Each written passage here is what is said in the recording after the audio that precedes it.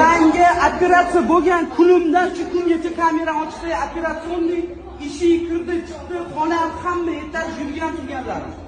Davay, ko'chaga chiqib ketibman, men ochilgandan keyin bara kameraga chiqqanman. O'zimni o'ylab, o'sha ochilib bo'lib shu ketgandan keyin. Hop? Sigaret chekkanlarimiz hammasini rasmini qo'yib qo'yaman. Siz, Abduqodir, Asliddin, Doston, mani xonamda polni men bilan birga parovoz, xirurglar naqd qo'y. Sigaret chekib o'tiradi tepamda. Kim sana operatsiya qildi? Bir pachkalab sigaretni ruxsat berganlar. Hujjat Davay bilan 5 ta turamanman. Kim qaysi hujjat yordam sana operatsiya qildi? Doston qildi, hammasini hujjati yo'q. Men ham disk ortoped ekan, undagi ham. Xirurg emas ekan, hech kim emas. Ko'rsatsin dokumentni. Yo'qlash klinikani, men reklama qilganman, odamlar o'lib ketsa men javobgar bo'lmayman. O'rtoqlar, men ko'kosh ahvolini ko'rib shokka tushdim. Men hali ham o'zimga kela olmayapman. Nahotki plasticheskiy xirurg degani shunaqa bo'lsa-ya? Tavba, sog'ayib keting iloyim, sog'ayib keting, yaxshi bo'lib keting iloyim.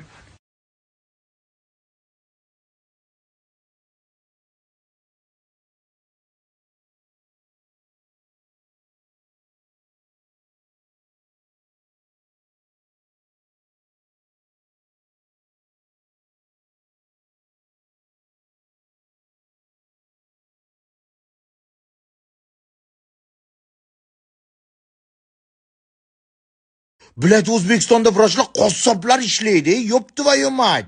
Halima opaga bee'tibor berdik, mana o'lib ketdi. Odamlar bee'tibor bo'lmaylik. Bechora qiz soppa sog'di invalid qilib qo'yishibdi. Shu bee'tiborlik o'limga olib keldi Halima opani o'limiga. Sog'liqni saqlash vazirligi qayoqqa qarayapti? Mana Sabrinani operatsiyasini ko'rdinglar. Qiyshiq qilib qadab qo'yishgan. Endi bu bilak qayerdan olyapsizlar? Qayerda o'qiyapti bu vrachlar? Med konsultant klinik qayerdan olgansan sen vrachlarni? Qayerdan diplom bergan senlarga? Odamlar o'lib ketyapti senlarning orqanglardan. Yo-mayo, ужас, koshmar. Man hayratda, man shokda, man lol. Bala kirdiq paddiq. Yop твою mysh. Avvalambor men sizga kokoshga sog'liq tilayman. Iloyim sog'ayib yaxshi bo'lib keting, ko'rmagandek bo'lib keting. Bu operatsiyani men ham boshdan o'tkazganman. 4-oy bo'ldimi, 5-oy bo'ldi. Alhamdulillah, Xudoga ming qatla shukr, hammasidan yaxshi o'tdim. Bu ishni ko'rib, bu holatni ko'rib, men o'zimni doktorimdan mingdan ming rozi bo'lib ketdim. Lekin mana bu ahvolni ko'rib, bu nima bu? Bu nima ahvol bu? Buni qaysi stajyor, qaysi qo'ling so'ngur, qaysi qassob qildi bu ishni? Bu ishni qilganni hozir plasticheskiy xirurg desa bo'ladimi? Nima bu ahvol? Ужас, ёлки зеленые. Bu qizni srochno tajribali doktorlar ko'rmasa bo'lmaydi bu qizni. Bu qizni professionallar qo'riga topshirmasa, в общем, невозможно bu ahvol. Endi представить qilinglar, bu qiz-ku qorinni qildirgan, abdominoplastikal liposaksiya xuddi men qildirgan narsalar bu qizda ham.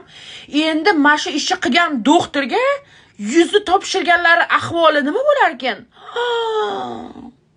Nimaga unaqa bo'lyapti? Bir qarasang ana mashina bosib ketgan qiz operatsiyasi noto'g'ri bo'lgan, bir qarasang mana bu qiz bu ahvolda nimaga bunaqa bo'lyapti? Ho qizlar, ho dugonajonlar, har qanday doktorga o'zinglarni ishonib topshirmanglar.